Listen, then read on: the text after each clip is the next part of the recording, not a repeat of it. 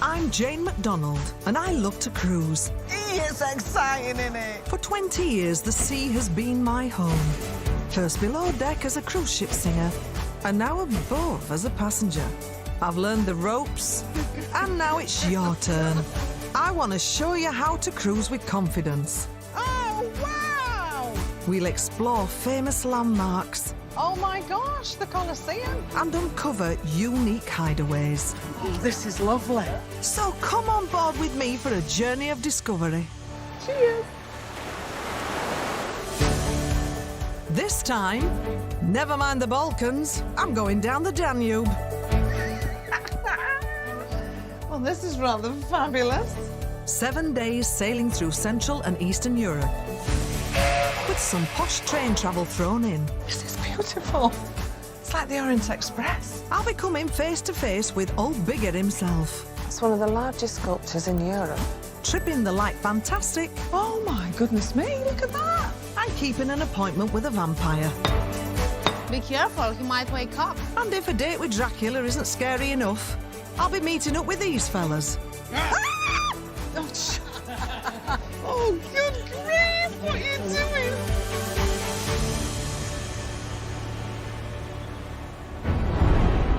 Take a hilltop city called Buda, another city down below called Pest, and put a river called the Danube through the middle. I can only be in one of Europe's most spectacular capitals. Welcome to Budapest. Stunning architecture, centuries-old thermal spas, over 100 museums, and of course, that majestic river. As cruise departure spots go, they don't come more dramatic than this.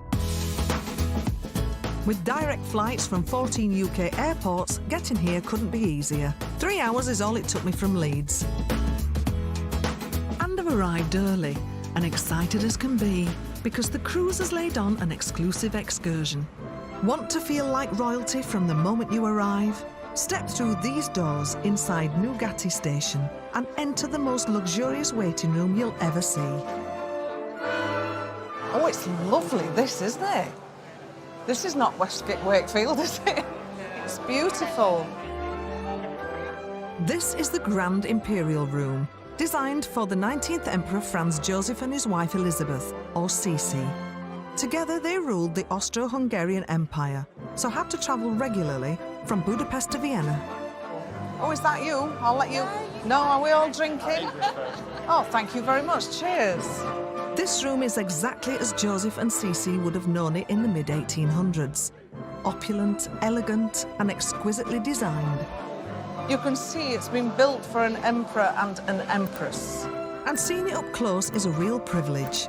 You can only get access if you're in an organised tour like ours. I honestly could stand here and admire it all day. But there's even better to come.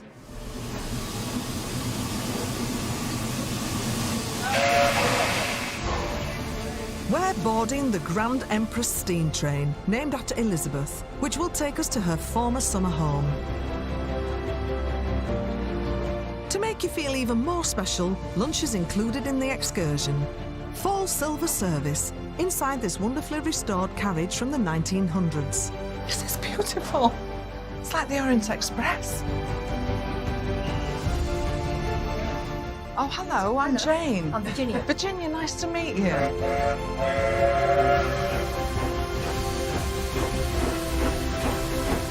Cheers. Cheers. Happy holiday.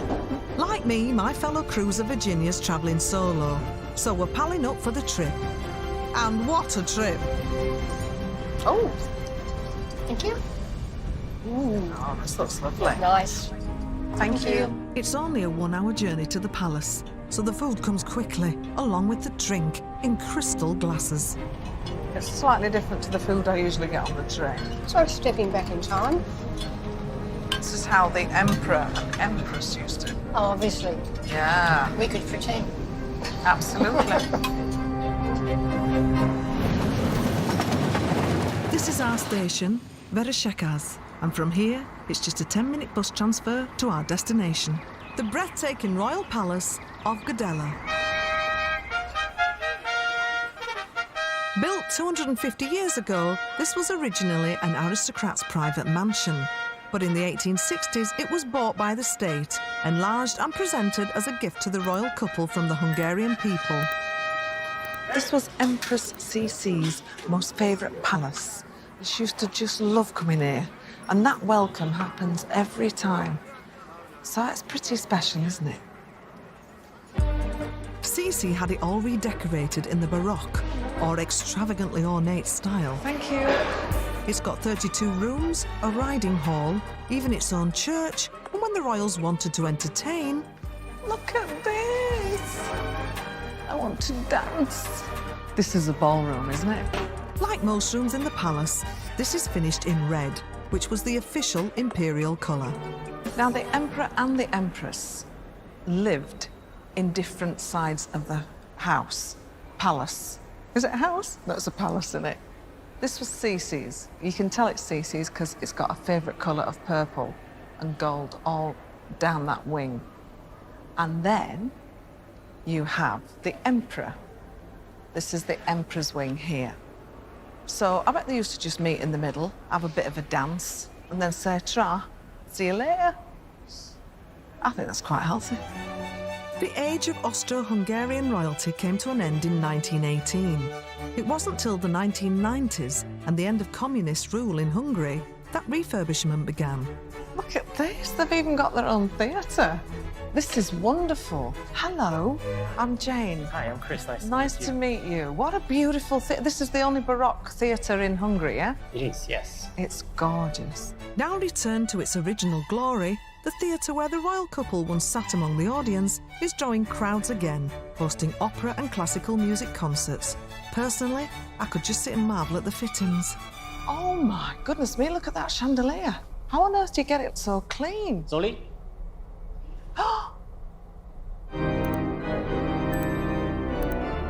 Oh my goodness me, look at that. I cannot believe how it's on this amazing mechanism. I have never seen such a beautiful chandelier in my entire life. That's absolutely made my day.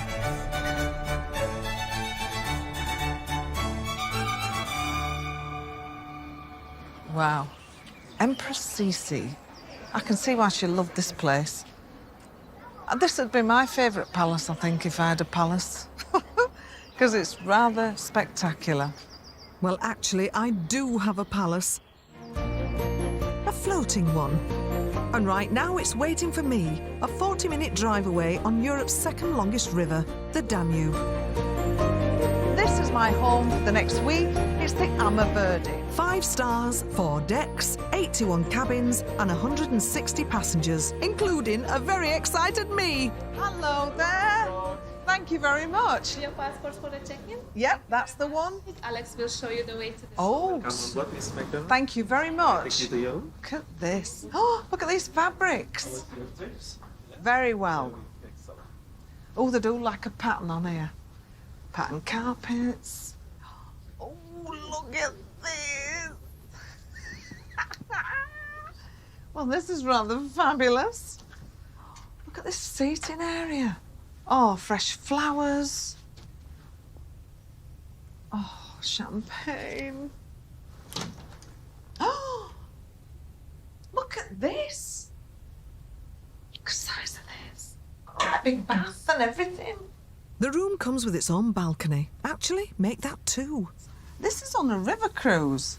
Listen, I am used to working on a ship for years, and I had an inside little single cabin that literally is the size of that wardrobe. This is a perfect place to have your breakfast on a morning, your cup of coffee in the afternoon, and of course a glass of champagne or a cocktail at night as you're sailing down this magnificent river. And that journey will take in some of the most stunning sights the Danube has to offer. First up, we'll be hopping off board in Bratislava. From there, it's a meander down to Mohac before making a beeline for the Balkans. A quick city break in Belgrade, then a last romp in Romania at Dracula's Transylvanian castle. 9 p.m. An evening sail away like this gives you time to unpack, freshen up in that super-sized bathroom, and then emerge on deck to this. Oh, Just look at how beautiful Budapest is at night. It's hard to think of a sight more romantic than this. No wonder everyone's drinking it all in. Well, it's a completely different atmosphere, isn't it? Yeah. And it's magical. It's just so quiet. And the river, the water gleaming. Yeah. You know, that's just what sets it all off, isn't I it? know. And look at those buildings. Look, they just look amazing. I know. And we've hardly even begun. So here's to the next 8 days of new places, experiences, and friends. Coming up, mythical monsters and horrible histories. Oh, hello. And back on board, I get the rub of the green. Hey! Come on!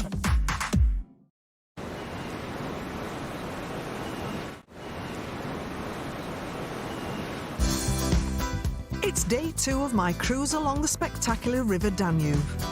After leaving Budapest during the night, we've travelled 55 miles north en route to the Slovakia capital, Bratislava.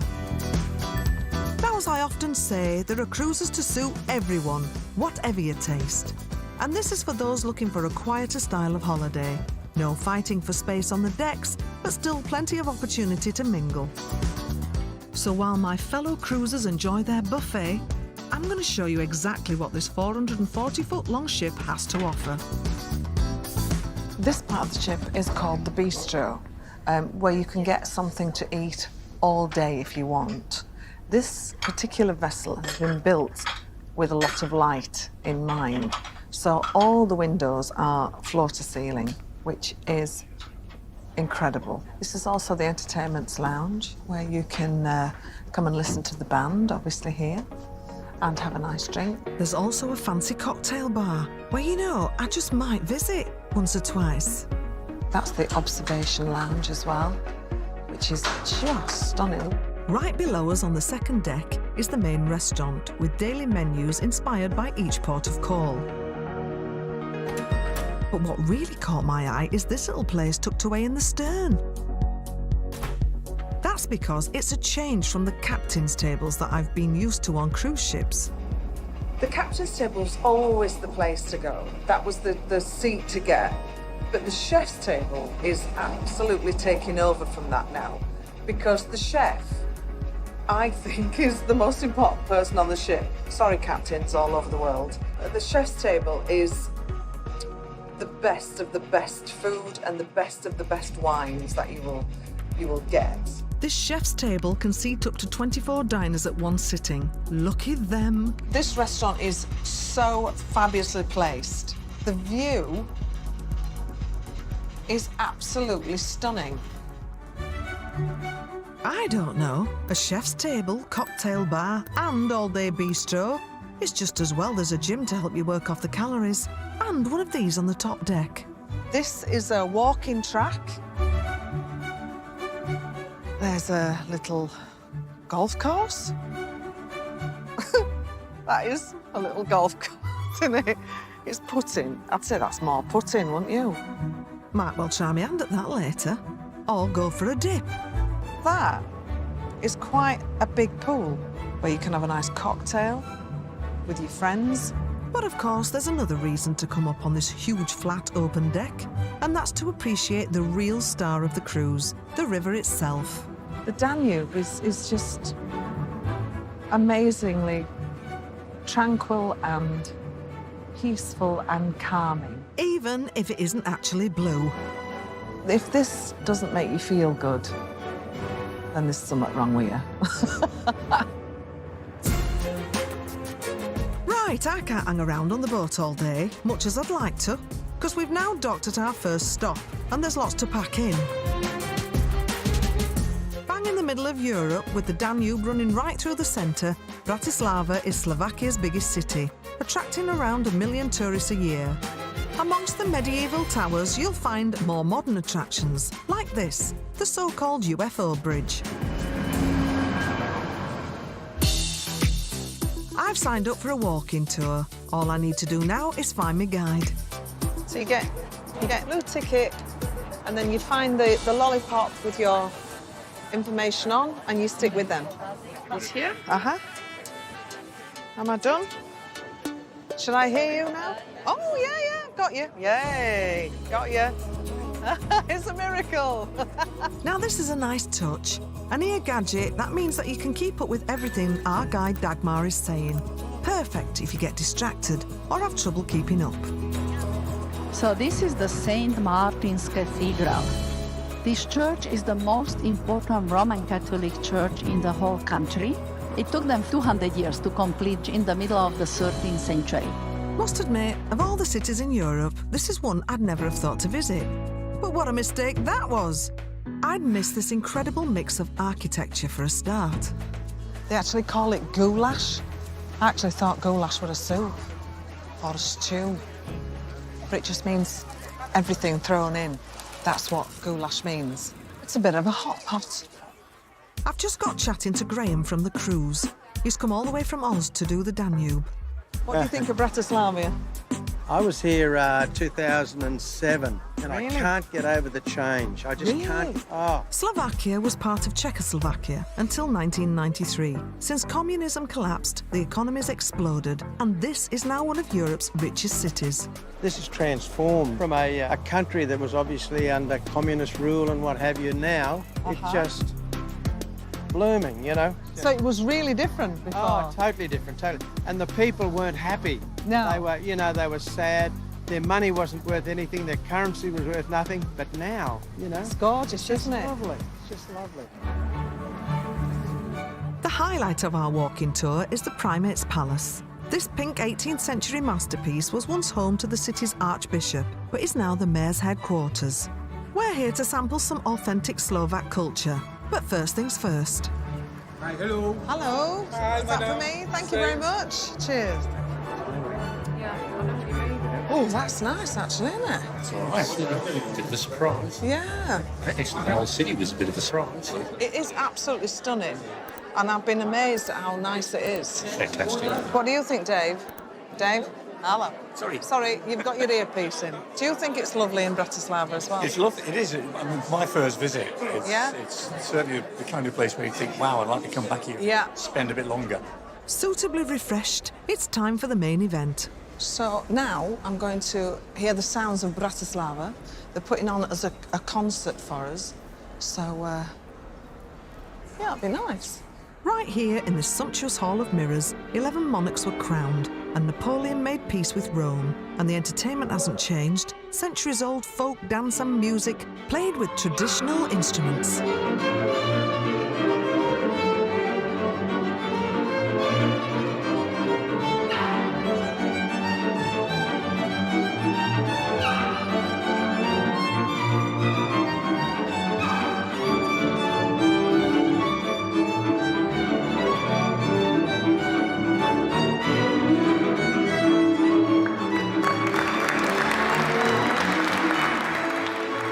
Bratislava's been a feast for the eyes and the ears.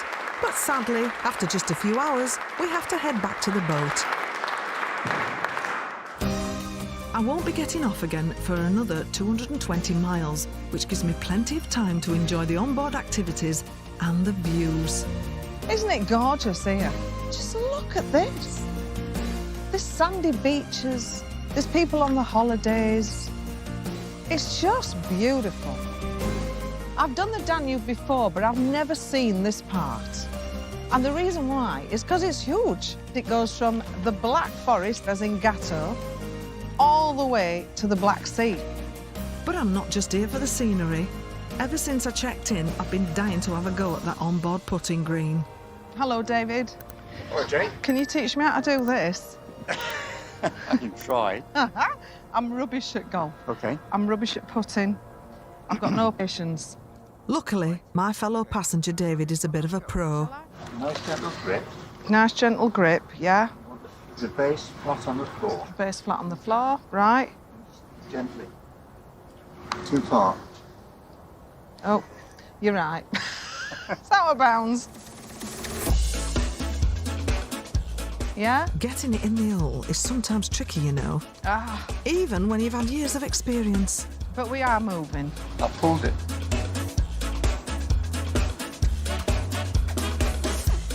Do I bend my legs? Do I, what? OK, let's see if this birdie can guide it in. Oh! Just a bit. It were a bit rubbish, wasn't it? That's what it were a bit. Oh, what the heck was that? But one thing I've learned in life, if at first you don't succeed, put and put again. Hey, come on! That's it, I got it. I got an hole in 8.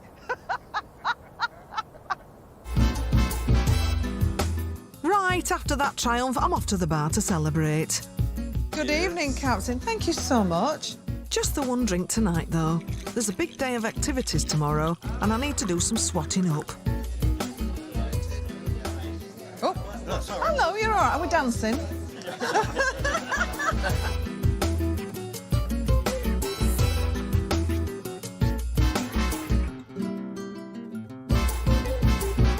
My next stop on the Danube is somewhere called Muac.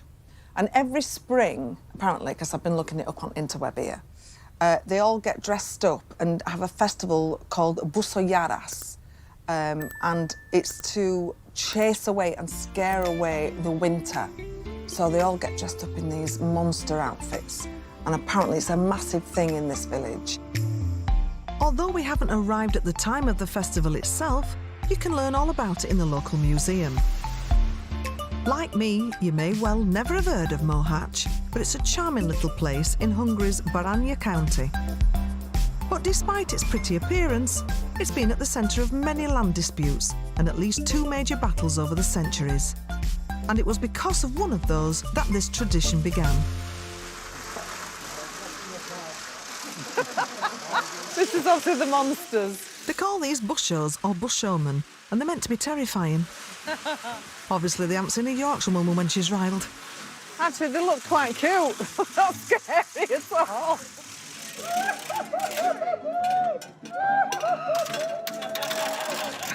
Oh, hello. The Busho legend goes back 400 years, when the Turks invaded the area. Apparently, a mysterious knight told the local men to make costumes of sheepskin, along with wooden masks smeared with animal blood, and then returned to the city shaking cowbells and rattles. And as a result, the terrifying invaders disappeared, along with the winter weather. Now, I can't celebrate a tradition without a traditional drink. In this case, a complimentary shot of palinka, a fruit-flavoured Hungarian brandy. Thank you very much. Thank you. My fellow cruisers Marilyn and Dave are leaving it to me. Really? Have you just done that? Yes. Down in what? Cheers. Wise, as it's 37.5 degrees proof.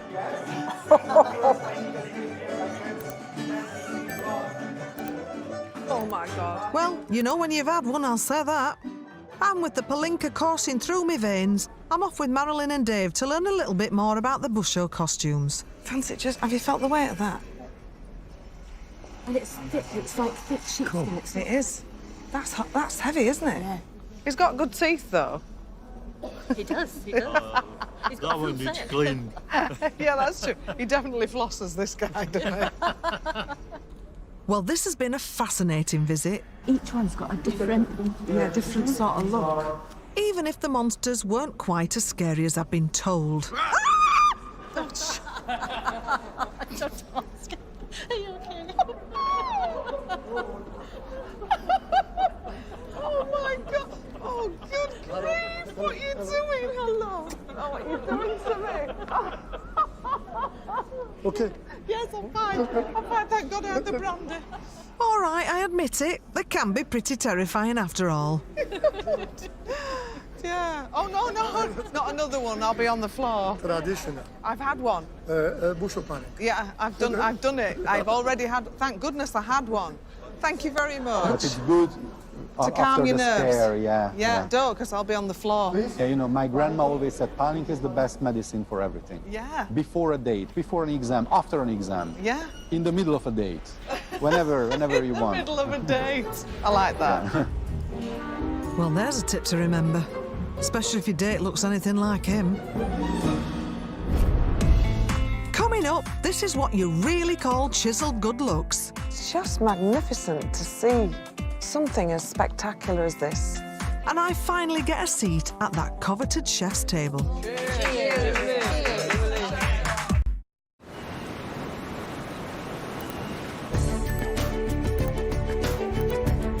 I'm midway through my cruise on the dazzling Danube. We've left the Hungarian village of Mohacs and spent the night sailing 170 miles into the beautiful Balkans. Good morning. So, we're in the capital of Serbia, which is Belgrade. So let's go and explore.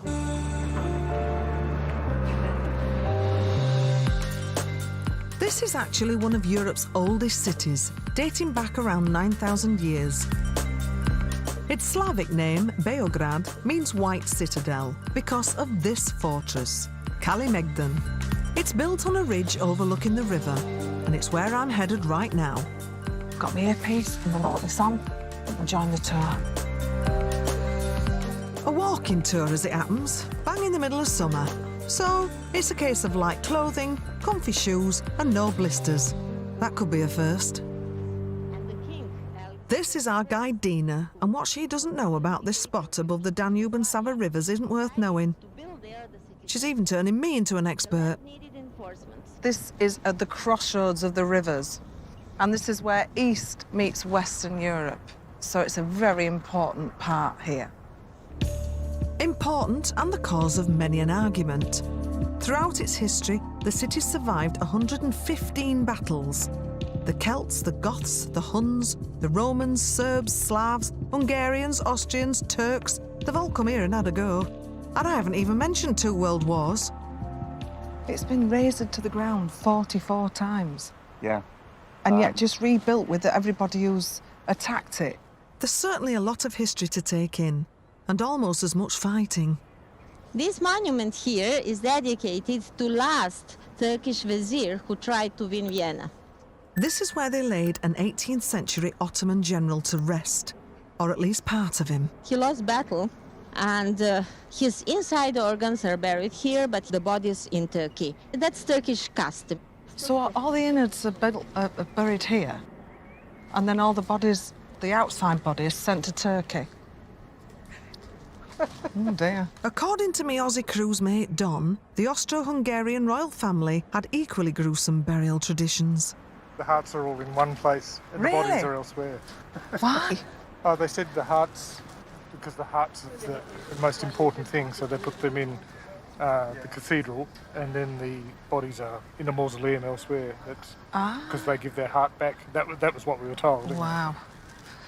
Gosh, I'm learning an awful lot here. Are you? Yes. Mind you, probably know all this. No, not at all. No, I'm glad that I'm just not the only one that feels a bit out my depth. I should have listened more at school, maybe. I went on this tour because most of the places I'd never heard of. Yeah. Not that I hadn't been to, I'd never heard of. That's a good thing to do, isn't it? Over the centuries, this whole fortress has taken some right batterings. You see, there are traces of wars, cannonballs, gun bullets, everything saved on this gate. Here's the bullet holes. And then this is obviously a cannonball. It's amazing, actually, just to see history right in front of you.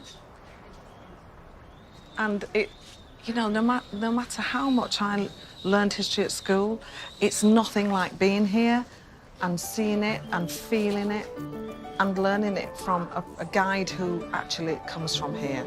Of course, Belgrade's had much more recent troubles. It was the capital of Yugoslavia, which broke up as a result of a vicious civil war in the 1990s.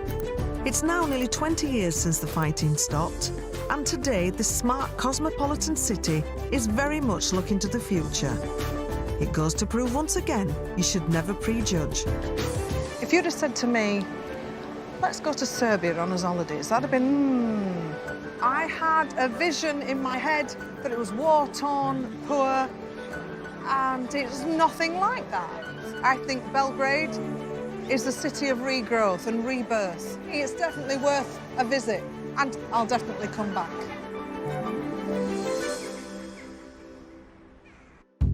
One thing about walking during the day, it leaves you with an appetite in the evening, which is just as well, as I'm in for an extra special dinner treat. Easy, isn't it? Remember that chef's table I spotted earlier? Well, tonight I've booked myself in. Sorry I'm late. You're only allowed to book it once if you're on a week-long cruise, and it pays to do it as soon as you board to be sure of a place. This wonderful evening, we have a pleasure to surprise you with our tasting menu. This is a first week menu. It's a composition of culinary creation from our chef all the way from England. Sorry. Amazingly, you don't have to pay anything extra for this experience. It's all included in the price. Our English chef will be cooking a 6-course tasting menu, all with carefully paired wines. Bon appetit. Thank you very much. Thank you so much. Cheers, everyone. Thank you. There's only 11 of us at the table, so that's intimate company, great food, delicious wine, and the gently drifting Danube. Do you know, I've had worse nights. I love this new chef's table now. Yes. Because the poor captain used to have dinner with so many people. I bet he just thought, please help me. And the food, the quality of the food is just phenomenal. It is. And you can see the chef preparing it right in front of you. St. Jacob's. And trust me, it tastes every bit as good as it looks. Oh well, only 5 more courses to go. Well, ladies and gentlemen, thank you so much for letting us join you this evening. And I'd like to say a big cheers to the chef's table. Yes. Oh, yes. Cheers. Cheers. Ching, ching. Thank you. Great friend. Well, after a meal like that, it has to be bed. And while I'm there, we're sailing 145 miles east towards the so-called Iron Gates, where the Danube narrows and Serbia meets Romania. I've been told by everyone on board not to miss this, as it really is something unique. But there is a catch. It's 5:30 in the morning. Blimey, look at all these people. People are actually up and dressed. Oh, there's 2 people there. Good morning. Could I join you? Because we're in the same uniform. Thank you. My Dawn companions, Graham and Margaret, have nabbed the cruise director, Roland, to give us a running commentary. So we'll be entering the next gorge there, and then it opens up much wider. On the right-hand side is Serbia, and over there is Romania. This part of the river forms a natural border between the 2 countries. It's breathtaking. When the Romans were expanding their empire 2,000 years ago, they struggled to get past this narrow stretch of water. It took them a few goes, but they eventually did break through, establishing a base in Dacia, now part of modern Romania. You have a sign showing that Emperor Trajan, he was fighting Decibel, the king of Dacia. Decibel. Yeah, Decibel, yeah. Decibel. Yeah. Is it Dacibalus? Dacibalus in Latin, yeah, but Decibel, yeah. And he was the king of Dacia. Dacia, yeah. The last king. Yeah, Dacia, yeah. Yeah. Give me a name, Look at me, I've been reading my programme. Sometimes it's good to read your programme, because then you sound intelligent on the telly. Must do homework. This is an area of stunning natural beauty, but up ahead, we're starting to catch sight of a man-made marvel. Oh gosh, that's quite eerie, isn't it?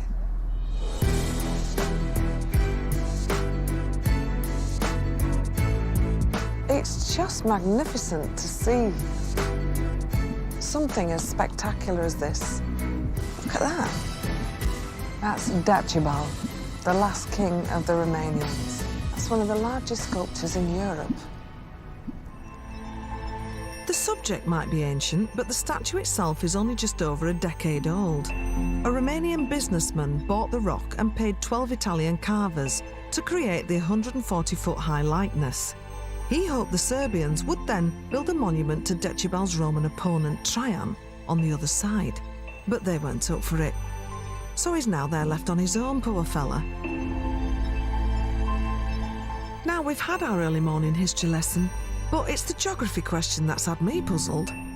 So I've been looking for these iron gates, thinking there were iron gates, big iron gates that open. but they're not. These are the iron gates. Turns out it's just a name for a series of gorges you have to pass through. A bit like, well, gates. Still worth getting up for, though. Next, I climb the stairway to hell. You're okay. Yeah. To keep a date with Dracula. Be careful, he might wake up. Oh, no, don't do that. Don't do that. It's daylight. It's daylight.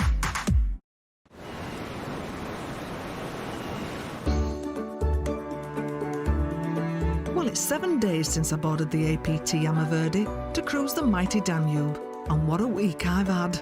I've travelled over 850 miles and taken in 3 countries, from Central Europe to the Balkans. And now it's time for my last stop in central Romania.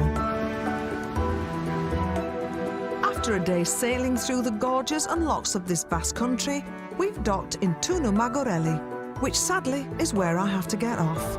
Hi. Good morning. Good morning. I'm checking out. Thank you very much. Thank Here's you. your passport. Thank you for cruising with us. Oh, thanks ever so much. It was such a joy. Hopefully see you again. Thank you. Bye. I've got a full day before my flight home, but I won't be kicking my heels as the cruise offers a number of extensions.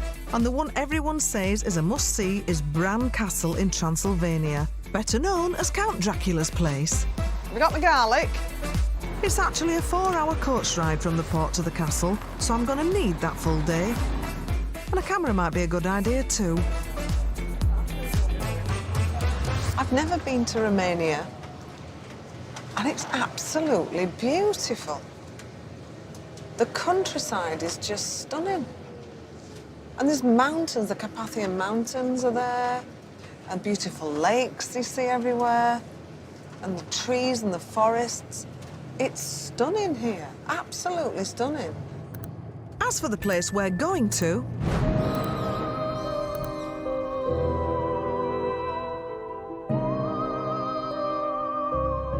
so I've finally reached Transylvania. I'm here in Bran. That's Bran village, this is Bran Castle. It's all Bran. It's very good for your digestion. the 14th century castle's perched on a mountain pass between the old principalities of Wallachia and Transylvania. And today it's Romania's most popular tourist attraction. Christiana? Yes? I'm Jane. Hello, pleased to meet you. Thank Welcome you. to Dracula's. Oh, thank you very much. It was the Irish author Bram Stoker who created the Dracula novel.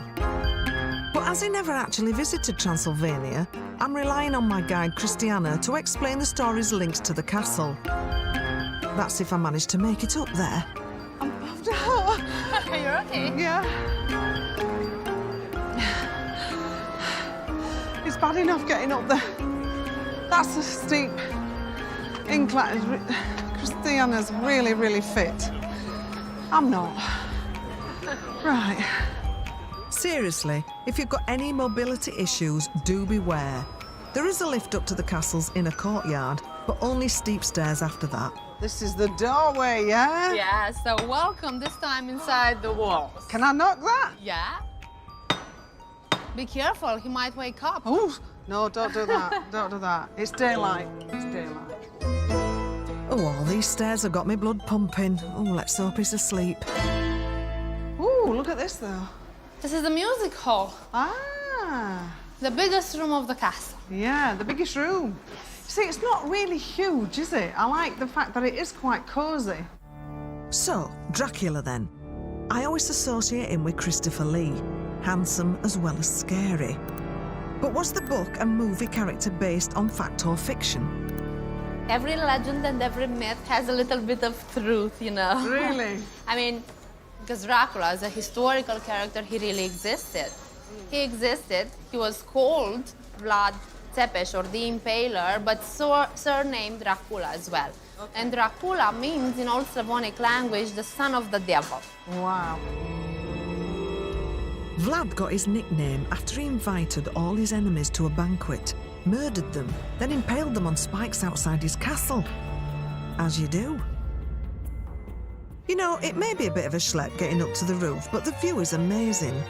And it's incredible to think old Vlad himself may have looked out from here nearly 500 years ago. Down in the valley, on the left and on the right side of the road, you can see those walls in ruins over there.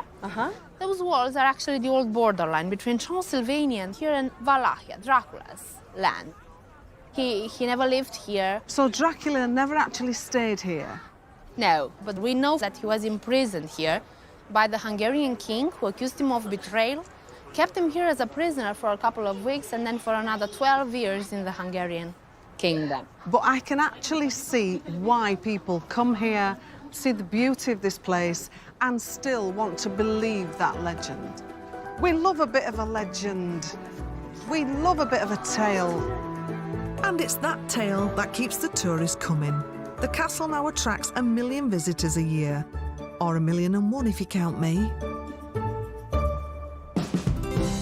Well, what a perfect end to what has turned out to be the most perfect cruise. It's been full of fairy tales and legends and stories, and we all love a good story, don't we? This is a beautiful part of the world and definitely worth a visit.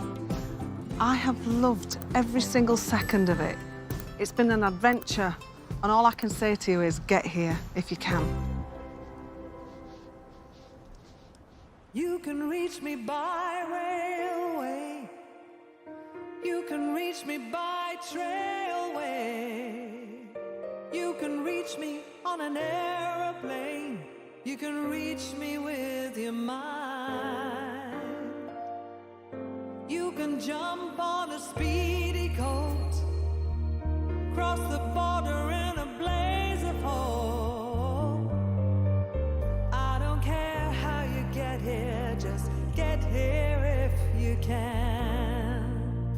There are hills and mountains between us, always something to get over.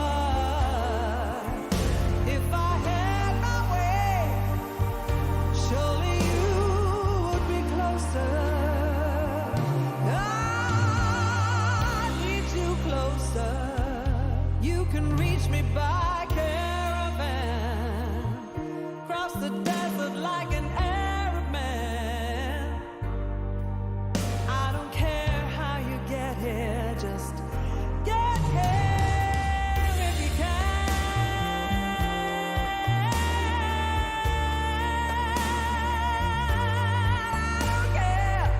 I don't care, I need you right here, right now.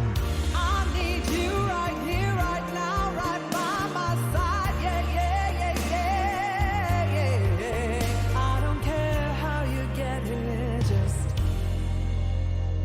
get here if you can.